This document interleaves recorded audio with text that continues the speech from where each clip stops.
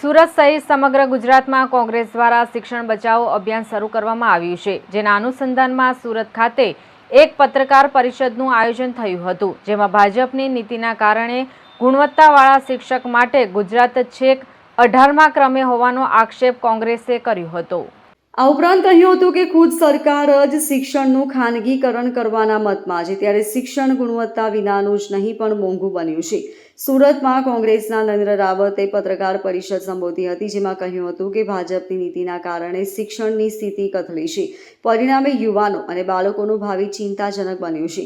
છતાં શિક્ષણમાં સુધારો કરવા માટે સરકારમાં ઈચ્છાશક્તિ અભાવ જોવા મળી રહ્યો છે। આમ શિક્ષણની અધોગતિ થઈ છે, પરિણામે ગુજરાત મોડેલની પોલ ખુલી છે। વધુમાં તેઓએ કહ્યું કે ગુજરાતમાં છેલ્લા 8 વર્ષમાં 525 સરકારી સ્કૂલો બંધ થઈ ગઈ છે। ઉપરાંત ગુજરાત સરકાર વિદ્યાર્થીઓની સંખ્યા નહિવત હોવાને બહાને 5912 સરકારી સ્કૂલ બંધ કરવાની કવાયત થઈ રહી છે। ગુજરાતમાં સરકારી સ્કૂલો બંધ થઈ રહી છે, ત્યારે ખાનગી સ્કૂલોની સંખ્યા સતત વધતી રહી છે। કોંગ્રેસ સરકારે શિક્ષણનો અધિકાર આપ્યો, ભાજપ સરકાર શિક્ષણનો અધિકાર છીનવી રહી છે। ભાજપ સરકાર શિક્ષણનું ખાનગીકરણ, વ્યાપારીકરણ કરીને સરકારી ગ્રાન્ટેડ શાળા, કોલેજો, યુનિવર્સિટીના માળખાને તોડી રહી છે। વધુમાં આક્ષેપ કરતા કહ્યું હતું કે ભાજપના મનગમતા કુલપતિની નિમણૂક પાછળ ભાજપ સંઘની આંતરિક ખેંચતાણને લીધે ઉચ્ચ શિક્ષણ અને યુનિવર્સિટીની વ્યવસ્થાને ભારે નુકસાન થઈ રહ્યું છે। ગુજરાત પ્રદેશ કોંગ્રેસ સમિતિ દ્વારા સમગ્ર ગુજરાતમાં શિક્ષણની જે પરિસ્થિતિ છે એ ખૂબ ગંભીર છે। ભ્રષ્ટાચાર હોય, શિક્ષણની ગુણવત્તા હોય, જે પ્રકારે એપોઇન્ટમેન્ટ હોય કે સેલ્ફ ફાઇનાન્સ કોલેજો દ્વારા જે પ્રકારે લૂંટ થતી હોય, આ સિવાય તમામ પ્રશ્નો બાબતે ચિંતા વ્યક્ત કરી સમગ્ર ગુજરાતના તમામ શહેરોમાં આંદોલન કરવાના ભાગરૂપે શિક્ષણ બચાવો અભિયાન શરૂ કરવાનો નિર્ણય લીધો છે।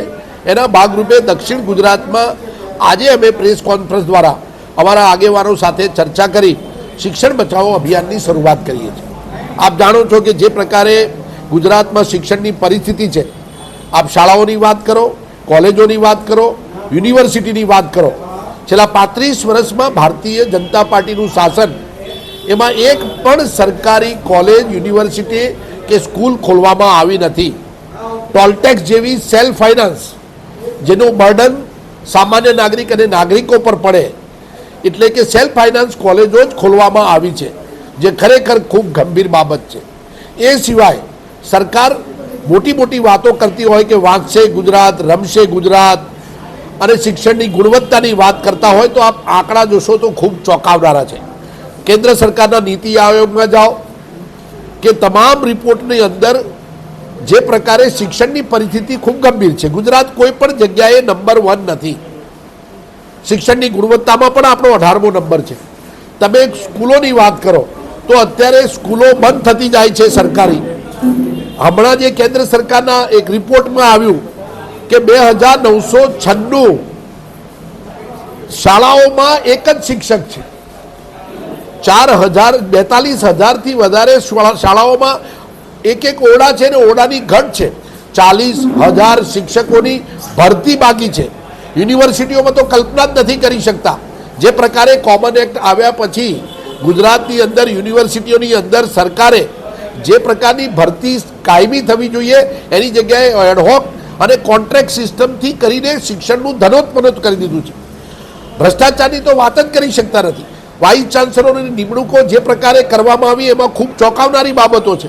હમણાં સુરત, વડોદરા ખાતે જે વિજય શ્રીવાસ્તવ કરના વાઇસ ચાન્સલરની ડિગ્રી જ ખોટી છે, જે આજના પેપરના માધ્યમમાં પણ આવ્યું છે।